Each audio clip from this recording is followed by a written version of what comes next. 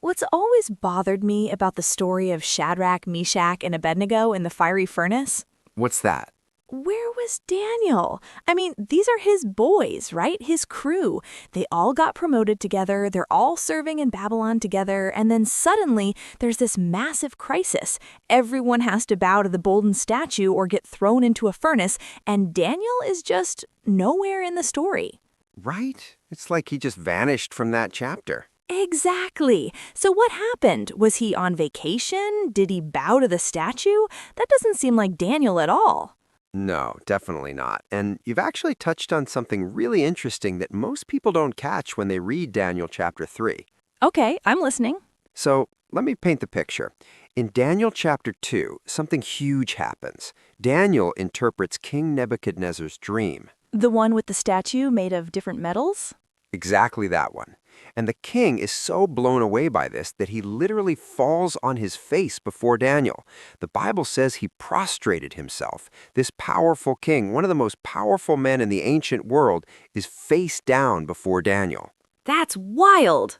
And then he doesn't just thank Daniel and send him on his way, he promotes him to the absolute top. Daniel 2:48 says the king set him over the whole province of Babylon and made him chief prefect over all the wise men of Babylon. So Daniel is basically the governor of Babylon. More than that, he's the king's right-hand man. He's untouchable at this point. The king worships him like a god. Okay, so fast forward to chapter 3, the golden statue situation.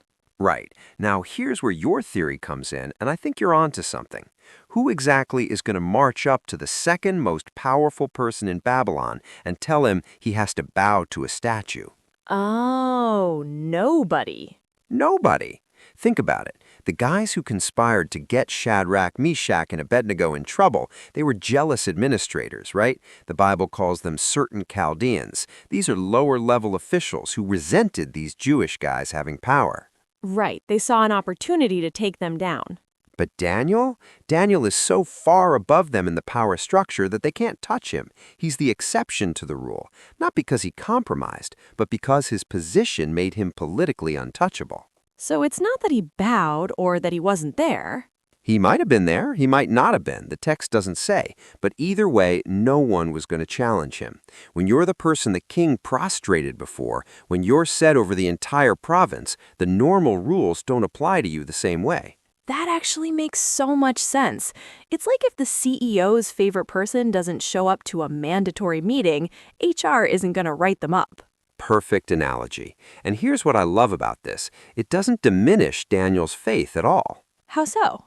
Because we know from chapter 6 that when Daniel was directly challenged about his worship, when his own position was on the line with the lion's den, he didn't compromise. He prayed anyway. True. He was willing to die rather than stop praying to God.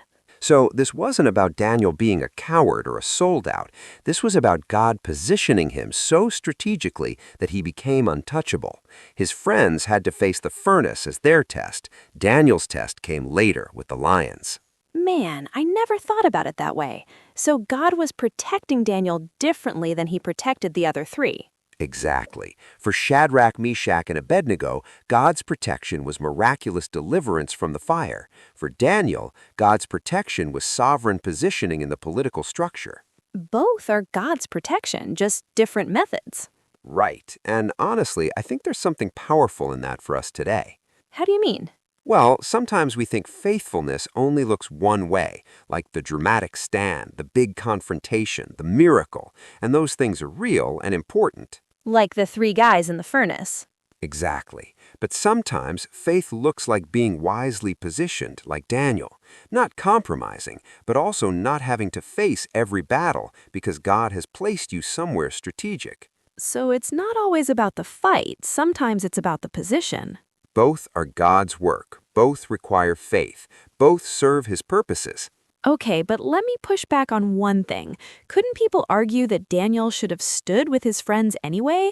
Like, position or not, shouldn't he have made a statement? That's a fair question, but here's the thing.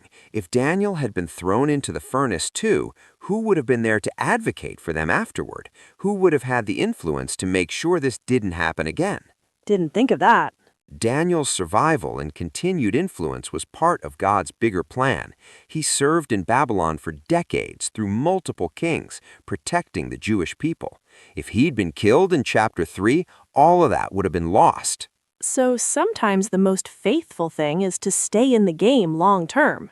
Exactly. Not every hill is the hill to die on, and Daniel had enough wisdom, and God had positioned him so strategically that he didn't have to die on that particular hill. This is really changing how I read this story. It should change how we think about faithfulness in general. We're so used to thinking that faith always means confrontation, always means being the underdog, always means suffering. And sometimes it does. Absolutely, like it did for his 3 friends. But sometimes faith looks like being influence, wisdom, strategic positioning. Daniel showed both kinds of faithfulness in his life. Furnace faith and palace faith. I love that. Furnace faith and palace faith. Both glorify God. Both are needed. So when people ask, where was Daniel? The answer is exactly where God needed him to be, protected by his position, preserved for future service, positioned for long-term impact. That's powerful. And honestly, it makes me think about my own life differently. How so? Well, I've sometimes felt guilty that I'm not facing the kind of persecution or dramatic tests that other Christians face, like maybe my faith isn't as real or strong. And now? Now I'm thinking maybe God has me positioned for a different kind of faithfulness, not less important, just different. That's the lesson right there. God writes different stories for different people. The 3 friends got the miracle story. Daniel got the influence story. Both were faithful. Both were used by God. Both were exactly where they needed to be. Exactly. Well, I'm never reading Daniel chapter 3 the same way again. I'm neither anyone listening, I hope. Thanks for breaking this down. This has been really enlightening. Thanks for asking the question. It's the questions nobody asks that often lead to the best insights.